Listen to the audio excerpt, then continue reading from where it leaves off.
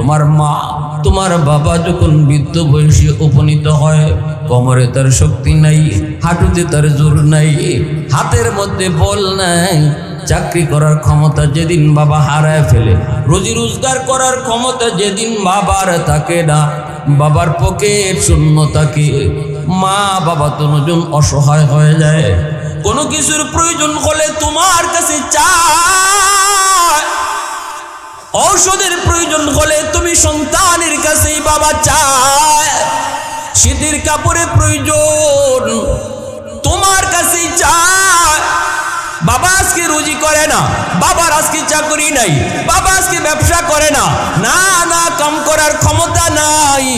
আল্লাহ বলে ওই বয়সে তোমরা মা বাবার দিকে আলাদা নজর রাখো, এমন কোন আচরণ কইরো না যেই আচরণে বাবার মুখ থেকে উফ শব্দ বের হয়, আহ শব্দ বের হয়, এমন কোন কথা কইও না যেই কথার কারণে বাবার মুখ থেকে আহ উহ বের হয়, মার মুখ থেকে আহ উহ বের হয়।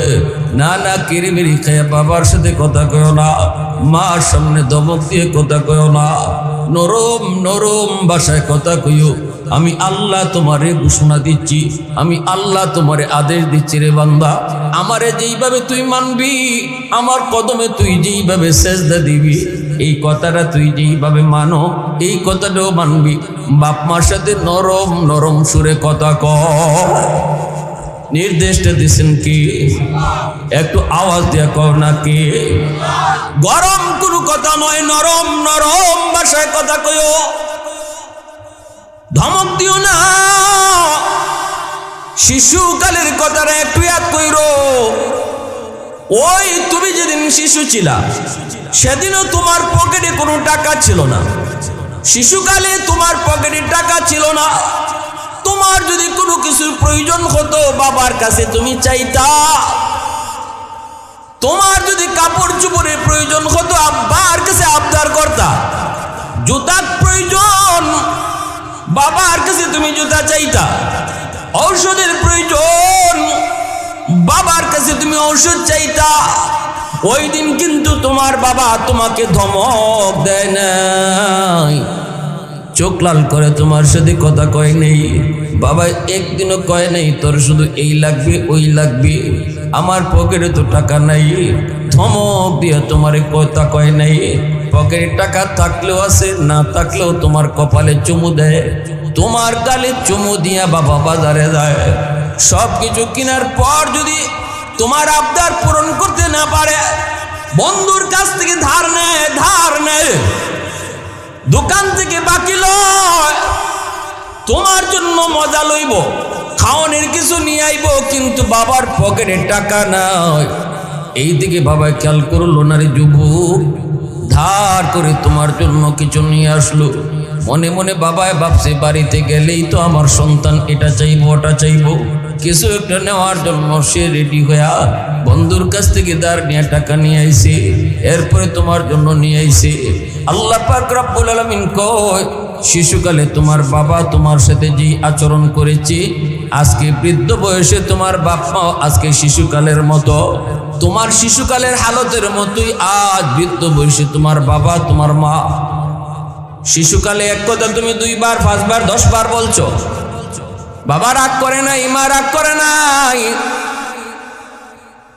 আজকে বৃদ্ধ বয়সে তোমার মা তোমার বাবা এক কথা 2 কথা 5 বার 10 বার কইব, এরপরে তুমিও রাগ কইরো না, তুমিও রাগ কইরো না। বাবা বলতে পারে বাজার ঔষধ শেষ, ঔষধটা নিয়ে আইসো, পকেটে টাকা না থাকলেও তুমি ধমক দিও না, চোখ লাল করো না। বাজারে গিয়া সবার আগে কাঠটা কিনবা। আমার আল্লাহ পবিত্র কোরআনের সূরা বাকারায় আল্লাহ জানায় দিছে, ওয়ায়াসআলুনাকা মাযা ইউনফিকুন কুল মা আনফাকতুম মিন খায়র ফালিল ওয়ালিদাইনি ওয়াল আকরাবিন। আল্লাহ পাক রব্বুল আলামিন কয়, বন্ধু মানুষেরা তোমাকে জিজ্ঞেস করে কোন খাতে সম্পদ ব্যয় করবে, টাকা পয়সা কোন জায়গায় খরচ করবে, মানুষ তোমারে জিজ্ঞেস করে। আল্লাহ বলে, বন্ধু জবাব তুমি দিও না, জবাব আমি আল্লাহ দিতেছি। সুবহানাল্লাহ জোরে বলে। আল্লাহ তার নিজের হকের কথা বলছেন, সেখানেই বাপ মার হকের নির্দেশ দিয়েছেন। কোরআনুল করিমের বিভিন্ন জায়গায় আমরা দেখি যে আল্লাহ তার নিজের কথা বলছেন, সাথে সাথেই বাপ মার কথা বলছেন। যেমন পবিত্র কোরআনের সূরাতুল লুকমান একখান সূরা, এই সূরাতে আল্লাহ বলেন আনিশকুর লি ওয়ালি ওয়ালিদাই, আমি আল্লাহর শুকরিয়া আদায় করো। এরপরই আল্লাহ বলেন সাথে সাথেই তোমরা তোমাদের মা বাবার শুকরিয়া আদায় করো। আমি আল্লাহ খালিক, এজন্য আমার শুকরিয়া আগে আদায় করো। কিন্তু দুনিয়া আসার মাধ্যম বাপ মা, অতএব আমার শুকরিয়া আদায় করার সাথে সাথেই তোমরা তোমাদের মা বাবার শুকরিয়া আদায় করো। নির্দেশটা কার? একটু জোরে আওয়াজ দিয়ে পিছনে বাইরে বলেন কার? আল্লাহ। সূরা বনী ইসরাঈল আল্লাহ পাক একই তর্জ, প্রথমে আল্লাহর কথা, তারপরে বাপ মার কথা। ওয়াকাযা রাব্বুকা আল্লা তা'বুদু ইল্লা ইয়্যাহ, এতটুকু আল্লাহর কথা, আল্লাহর নিজের হকের কথা। ইবাদত চলবে শুধুমাত্র আমি আল্লাহর, বন্দেগী গোলামি, ধন দৌলত চাওয়া, সন্তান চাওয়া, সেজদা দেওয়া, সব কিছুর হক একমাত্র কার? আরো জোরে কার? এটা আল্লাহর পাওনা। এই নির্দেশটা আল্লাহর প্রথম। এরপরই আল্লাহ বলতেছেন ওয়াবিল ওয়ালিদাইনি ইহসানা, শোনো আমি আল্লাহ আমার হকের কথা বলছি, এরপরই কার হকের কথা বলছি তাও শোনো। ওয়াবিল ওয়ালিদাইনি ইহসানা, তোমরা তোমাদের মা বাবার সাথে উত্তম আচরণ করো। সুবহানাল্লাহ। আজ আমাদের সমাজে এমন অনেক অভিযোগ আমরা শুনি, অনেক বাপ মা ফোন করে কান্নাও করে, চোখের সামনেও দেখি, সোশ্যাল মিডিয়া তো আমরা দেখি যে সন্তান, এই সমাজের কি যে হলো, বউ সন্তান মাকে বাবাকে পিটায়া বাড়ি থেকে বের করে দেয়, বউ নিয়ে আলাদা খায়, মাকে ভাত দেয় না, বাবাকে ভাত দেয় না। এমন আসেনি না নাই? আসেনি না নাই? বাপ মা চোখের পানি জড়ায় জড়ায় কাঁদে, অথচ আল্লাহ কি পরিমাণ গুরুত্ব দিলেন, যেন আল্লাহর চেয়ারটা যেখানে, এই পাশের চেয়ারটাতেই যেন আল্লাহ বাপ মারে বসায় রাখছে। সুবহানাল্লাহ। একজন মিনিস্টারের পাশে যদি একজন লোক বসা থাকে, এই লোকটারে কেউ না চিনলেও সে যে একজন ভিআইপি অথবা ভিভিআইপি পার্সন, এটা বুঝতে কোনো সমস্যা হয়? নাইলে তার এই চেয়ারে বসতে দিতে কেন বসতে দিবে এত কাছে মিনিস্টারের? ঠিক তেমনি আল্লাহ রাব্বুল আলামিন কোরআনের সব জায়গাতেই হকুল ইবাদের কথা যেখানেই বলছেন, বান্দার হকের কথা, সেখানেই আল্লাহ সবার আগে মা বাবার হকের নির্দেশ দিচ্ছেন।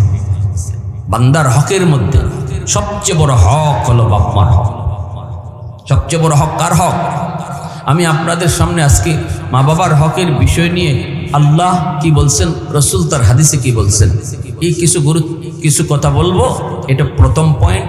দ্বিতীয় পয়েন্টে আমি মা বাবার সাথে ভালো আচরণ করলে এই দুনিয়াতে নগদ পুরস্কার কি পাওয়া যায়, বাস্তব একটা ঘটনা বলবো। আর বাপ মার সাথে খারাপ আচরণ করলে এই দুনিয়াতেই নগদ শাস্তি কি পায়, এরও বাস্তব একটা ঘটনা বলবো। মনোযোগ আছে তো সবার ইনশাআল্লাহ? কার কার আছে একটু হাত তুলে আল্লাহকে দেখান, আল্লাহ তুমি কবুল করো। সবাই বলি আমিন। একটু আরো জোরে আমিন। মাইকটা একটা নারায় দেন, মাইকটা একটা নারায় দেন, মুসলমানের আওয়াজে।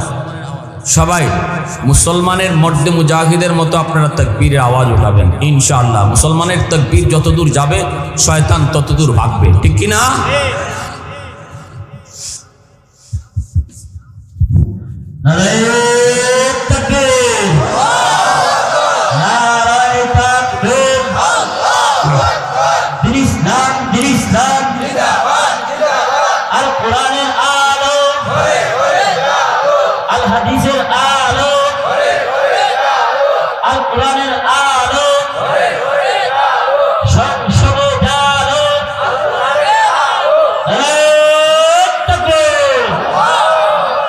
আমার ভাইরা বন্ধুরা, যুবক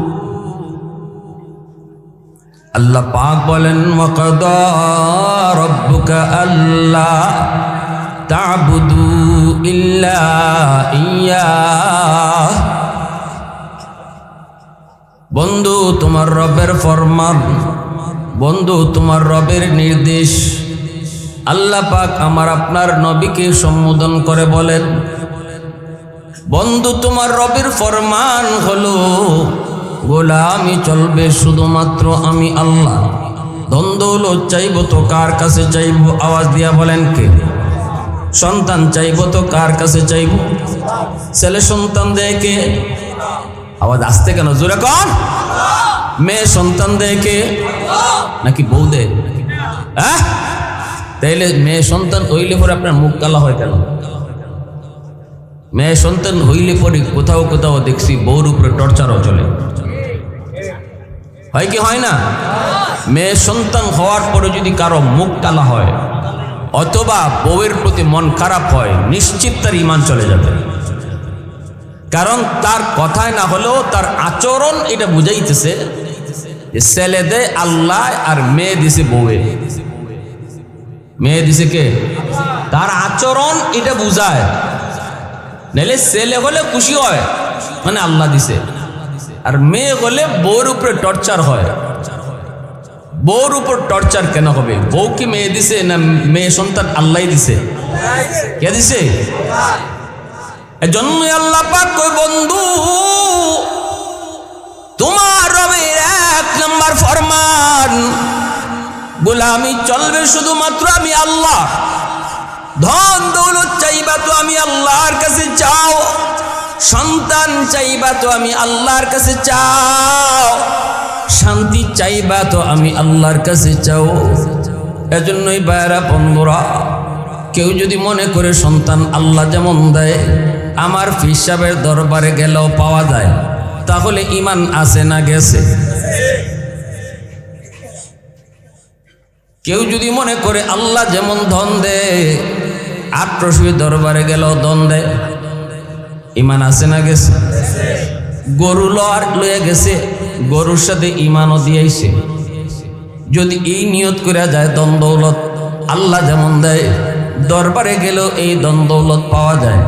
আমি একবার সিলেটে মাজার দরগা শরীফে রাত বাজে 2:30 3টার দিকে আমি ওয়াজ শেষ করে যখন একটু মাজার জিয়ারত করলে ঢুকলাম, গভীর রাত ঢুকছি, ঢুকে দেখি একটা গাড়ি এসে থামছে, বাস গাড়ি ভাড়া করে অনেক নারী পুরুষ আসছে। মাজারে যে ঢুকলো, ঢুকে দেখলাম একজন মেয়ে মানুষ পেট থেকে কাপড় সরাইয়া খালি পেটটা মাজারের দেয়ালের মধ্যে বসাইতেছে। আমি জিজ্ঞেস করেছি একজন পুরুষ মানুষকে কি করে? হুজুর বাচ্চা নেই। পিছনে মাসে লড়ে সব কথা বুঝুই না, বাচ্চা কি মাজারওয়ালায় দেয়? জোরে খন তাই নাউজুবিল্লাহ কইলেন না কেন? বাচ্চা দেয় কে? এই দিকে পোলাপানে দৌড়ে কেন? এই পোলাপানে আওয়াজ করে কেন? দেখেন একজন যুবক এদিকে যাও, অনেক দূরে যাব, আপনারা মনোযোগ একটু দিবেন, কিছু কথা বলবো, নাহলে আমি খুব শর্টকাট কথা বলে চলে যাব। বহু দূর যাওয়া। বলুন তো সন্তান দেওয়ার মালিক কে? তাহলে যে মহিলা বাজারে গিয়া সন্তান চাইল, এ মাজারে গিয়া ঈমান লইয়া আইলো না রাইকা আসলো? ঈমান রাইকা আসলো। এজন্যই আল্লাহ পাক রব্বুল আলামিন 1 নাম্বার নির্দেশ দিলেন, ঈমানটারে শিরিক মুক্ত ঈমান বানাও, নির্ভেজাল ঈমান বানাও। আমি আল্লাহ যা পারি আর কেউ তা পারে না। আমি আল্লাহ যা ভাই দেখি এ ভাই কেউ দেখে না, আমি যা ভাই শুনি এ ভাই কেউ শুনে না, আমি যা পারি এমন কেউ তা পারে না। আমার পিসাবও পারে না, আমার নবীও পারে না, নবীও আল্লাহর মতো পারে না। এমনটা যদি কেউ অন্তরের ভিতরে রাখি যুবক, আল্লাহ যেমন পারে আমার ফিরেও পারে, তাহলে সাথে সাথে ঈমান চলে যাবে। নামাজের পড়তে পড়তে যদি কপালে নামাজের দাগও পড়ে, বছরে বছরে যদি সে হজ করে, উমরাও করে, তবুও তার ঈমান নাই, সে বেঈমান হয়ে যাবে শিরিকের মতো জঘন্যতম গুনার কারণে। ঠিক কিনা জোরে কর? এজন্যই আল্লাহ পাক কয়ে এক নম্বর নির্দেশ হলো গোলামি চলবে শুধুমাত্র আমি আল্লাহর। দুই নম্বর নির্দেশটি আল্লাহ পাক দেয়, ওয়াবিল ওয়ালিদাইনি ইহসানা। দুই নম্বর নির্দেশ হলো বাপ মার সাথে উত্তম আচরণ করো, মা বাবার সাথে উত্তম আচরণ তুমি করো। কেমন করে উত্তম আচরণ করব? আল্লাহ পাক নিজেই ব্যাখ্যা শুরু করে দিলেন, আল্লাহ নিজেই তাফসীর শুরু করলেন।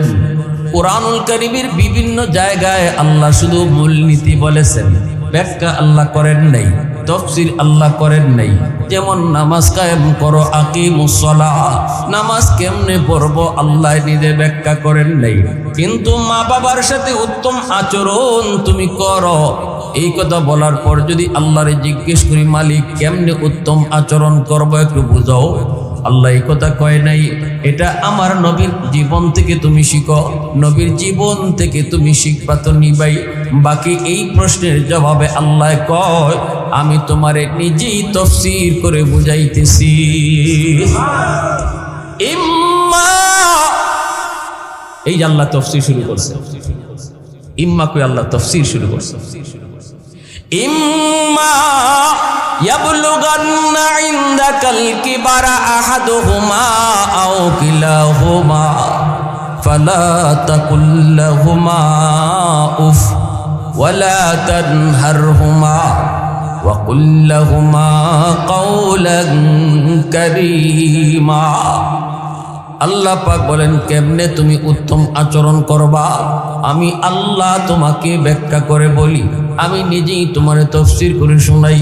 আল্লাহ নিজেই এই জায়গায় মুফাসসির হয়ে গেছেন। আল্লাহু আকবার, জোরে বল। আল্লাহ নিজেই তাফসীর শুরু করে দিলেন। আল্লাহ বলেন, বান্দারি সর্ববয়সে তুমি বাপ মার সাথে উত্তম আচরণ করবা, তবে বৃদ্ধকালের কথাটা আলাদাভাবে তুমি নজরে রাখো। তোমার মা তোমার বাবা যখন বৃদ্ধ বয়সে উপনীত হয়, কোমরে তার শক্তি নাই, হাঁটুতে তার জোর নাই, হাতের মধ্যে বল নাই, চাকরি করার ক্ষমতা যেদিন বাবা হারায় ফেলে, রুজি রোজগার করার ক্ষমতা যেদিন বাবার থাকে না, বাবার পকেট শূন্য থাকে, মা বাবা দুজন অসহায় হয়ে যায়। কোনো কিছুর প্রয়োজন হলে তোমার কাছে চায়, ঔষধের প্রয়োজন হলে তুমি সন্তানের কাছেই বাবা চায়, শীতের কাপড়ের প্রয়োজন তোমার কাছেই চায়। বাবা আজকে রুজি করে না, বাবার আজকে চাকরি নাই, বাবা আজকে ব্যবসা করে না, না না কাম করার ক্ষমতা নাই। আল্লাহ বলে, ওই বয়সে তোমরা মা বাবার দিকে আলাদা নজর রাখো, এমন কোনো আচরণ কইরো না যেই আচরণে বাবার মুখ থেকে উফ শব্দ বের হয়, আহ শব্দ বের হয়, এমন কোনো কথা কইও না যেই কথার কারণে বাবার মুখ থেকে আহ উহ বের হয়, মার মুখ থেকে আহ উহ বের হয়। না না কিরিমিরি খেয়ে বাবার সাথে কথা কয়ো না, মার সামনে ধমক দিয়ে কথা কয়ো না, নরম নরম ভাষায় কথা কইও। আমি আল্লাহ তোমারে ঘোষণা দিচ্ছি, আমি আল্লাহ তোমারে আদেশ দিচ্ছি, রে বান্দা, আমারে যেইভাবে তুই মানবি, আমার কদমে তুই যেইভাবে সেজদা দিবি, এই কথাটা তুই যেইভাবে মানো, এই কথাটাও মানবি। বাপ মার সাথে নরম নরম সুরে কথা কও। নির্দেশটা দিচ্ছেন কি? একটু আওয়াজ দিয়া কও নাকি? গরম কোনো কথা নয়, নরম নরম ভাষায় কথা কইও, ধমক দিও না। শিশুকালের কথাটা একটু ইয়াদ কইরো। ওই তুমি যেদিন শিশু ছিলা, সেদিনও তোমার পকেটে কোনো টাকা ছিল না। শিশুকালে তোমার পকেটে টাকা ছিল না, তোমার যদি কোনো কিছুর প্রয়োজন হতো বাবার কাছে তুমি চাইতা, তোমার যদি কাপড় চোপড়ের প্রয়োজন হতো আব্বার কাছে আবদার করতা, জুতার প্রয়োজন বাবার কাছে তুমি জুতা চাইতা, ঔষধের প্রয়োজন বাবার কাছে তুমি ঔষধ চাইতা। ওই দিন কিন্তু তোমার বাবা তোমাকে ধমক দেয় নাই, চোখ লাল করে তোমার সাথে কথা কয় নেই, বাবা একদিনও কয় নেই তোর শুধু এই লাগবে ওই লাগবে, আমার পকেটে তো টাকা নাই, ধমক দিয়ে তোমারে কথা কয় নাই। পকেটে টাকা থাকলেও আছে, না থাকলেও তোমার কপালে চুমু দেয়, তোমার গালে চুমু দিয়া বাবা বাজারে যায়, সব কিছু কেনার পর যদি তোমার আবদার পূরণ করতে না পারে, বন্ধুর কাছ থেকে ধার নেয়, দোকান থেকে বাকি লয়, তোমার জন্য মজা লইব, খাওয়ানোর কিছু নিয়ে আইব, কিন্তু বাবার পকেটে টাকা নাই।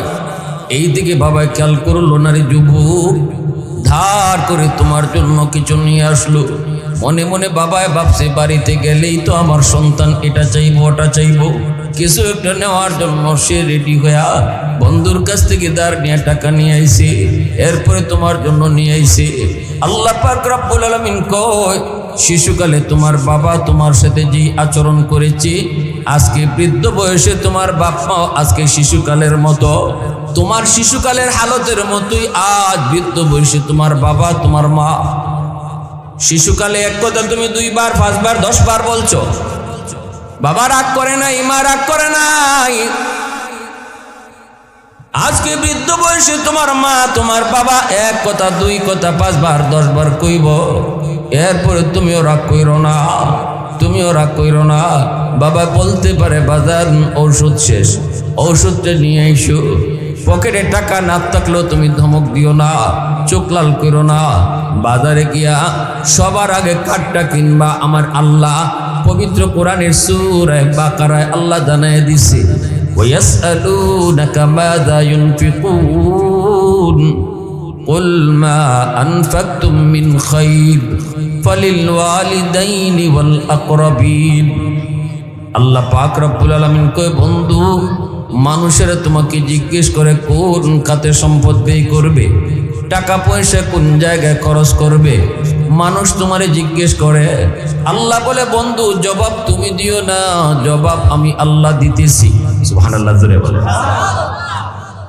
বেতনের টাকা কোন জায়গায় আগে খরচ করব, ব্যবসার লাভের টাকা কোন জায়গায় আগে খরচ করব, বিদেশে রোজগার করেছি সবার আগে কোন জায়গায় খরচ করব, যে কোনোভাবে আমার পকেটে টাকা আসলে এই টাকা খরচ করব আমি কোন জায়গায়। আল্লাহ বলতেছে, বন্ধু জবাব তুমি দিও না, জবাব আমি আল্লাহ দিতেছি। আমার জবাবটাই উম্মতরে শোনায় দিও। ওয়ায়াসআলুনাকা মাযা ইউনফিকুন কুল মা আনফাকতুম মিন খায়র ফালিল ওয়ালিদাইনি ওয়াল আকরাবিন।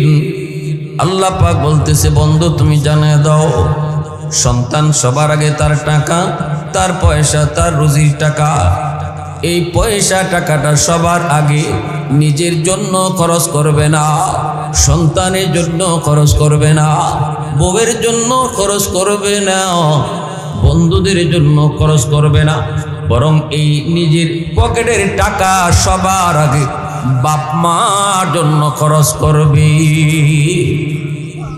নির্দেশ দিলেন কে? আরো জোরে কে?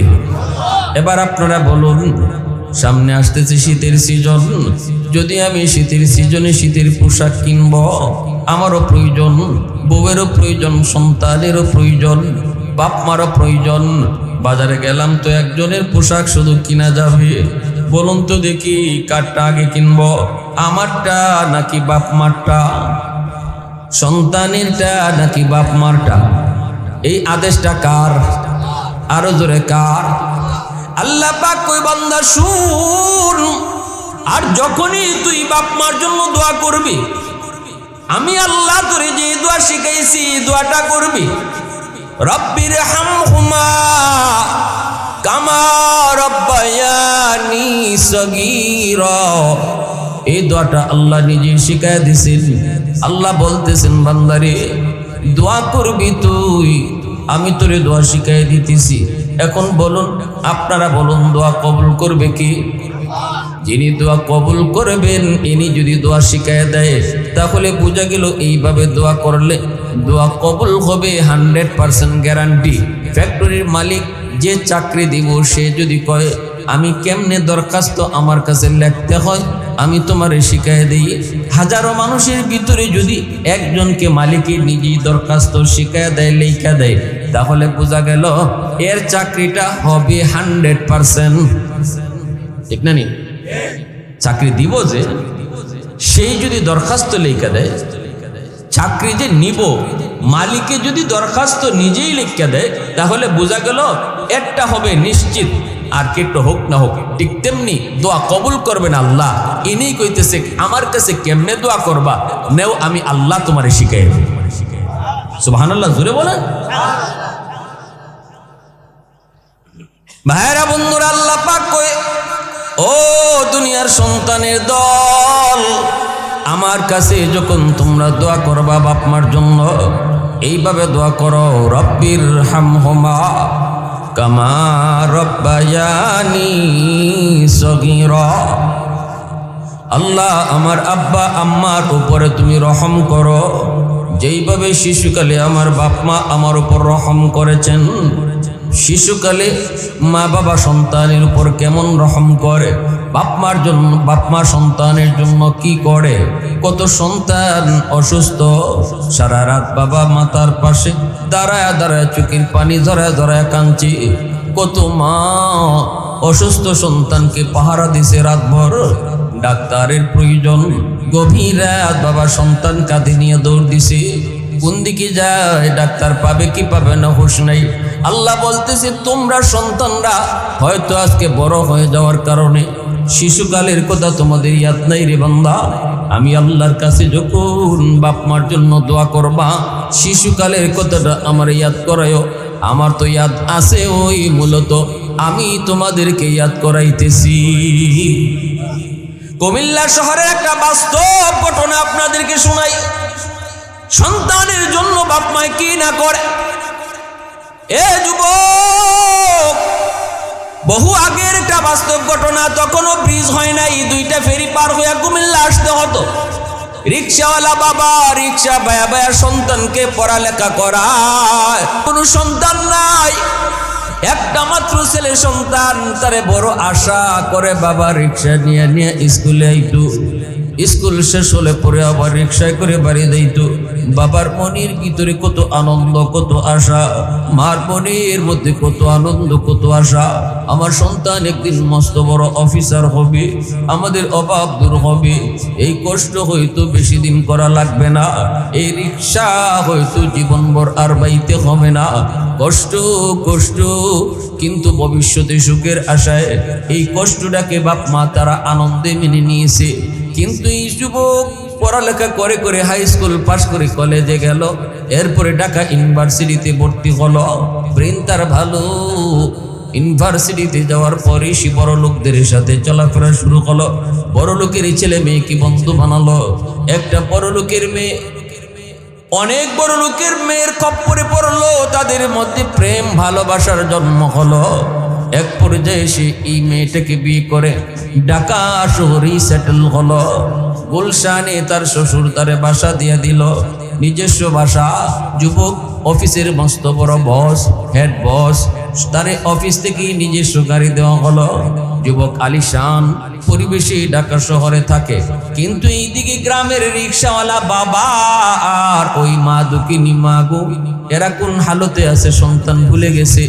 কারণ বড় মানুষের সাথে আর রং তামাশা আর গোনার পরিবেশে যে যত বেশি থাকবো, তার দিল তত বেশি শক্ত হবে।